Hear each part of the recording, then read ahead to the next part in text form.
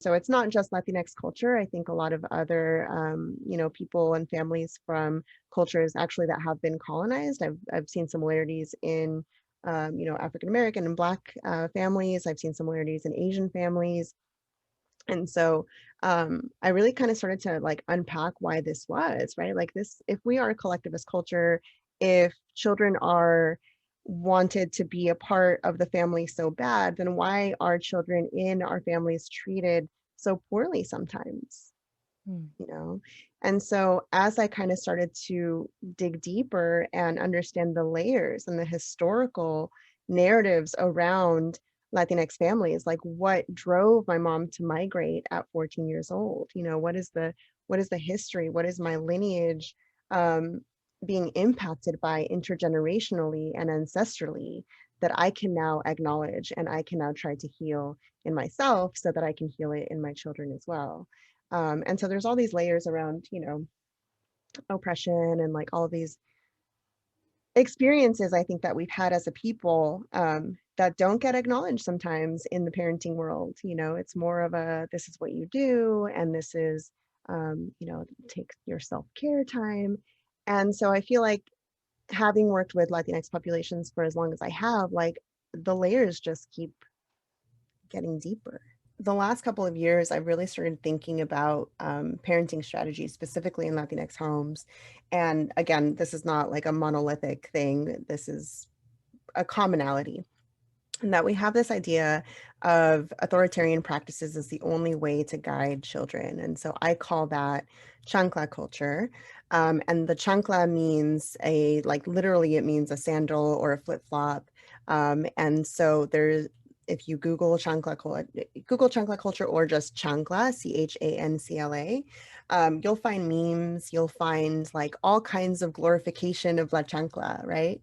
And people will say, like, they'll come into my social media and say, like, chancla culture is the only reason that I turned out great. Like if I hadn't been guided with this heavy hand and then Hit I with a would have sandal? Is hit that why with, it's a sandal?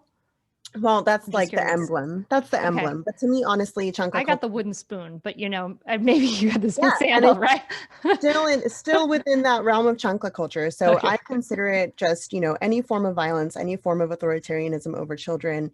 It's childism, it's adult supremacy over children. And so it Yeah. doesn't just have to be this physical sandal. It could be a wooden spoon. It could be a hanger. It could be verbal chancletazos, which is just like, verbal violence, Mm. shaming, manipulation, and that kind of thing. And so all Mhm. of these things kind of fit into what I call chancla culture. And the invitation is to shift that, and the invitation is to look at those historical layers, because indigenous cultures prior to colonization, for the most part, were very gentle.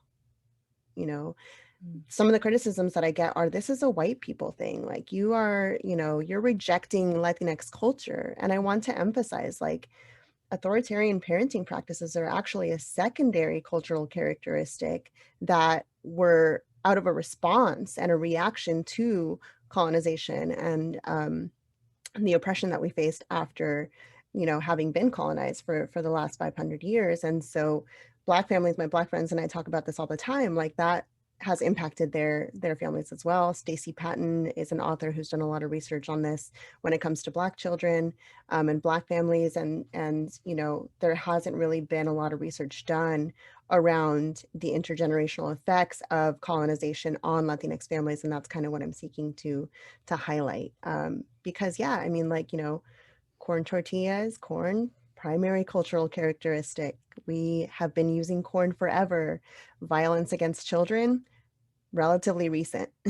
Relatively recent was a response to colonization. And so once I think we start looking at some of those historical aspects, it's easier for us to say, actually, this is not our culture.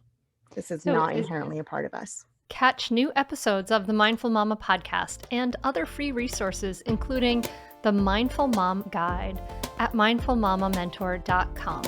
You can listen to every back catalog episode, including interviews with Dr. Dan Siegel, Janla Van Zant, Sharon Salzberg, and get meditations, join our private Facebook group, and more. Go to mindfulmamamentor.com now. I'll see you there.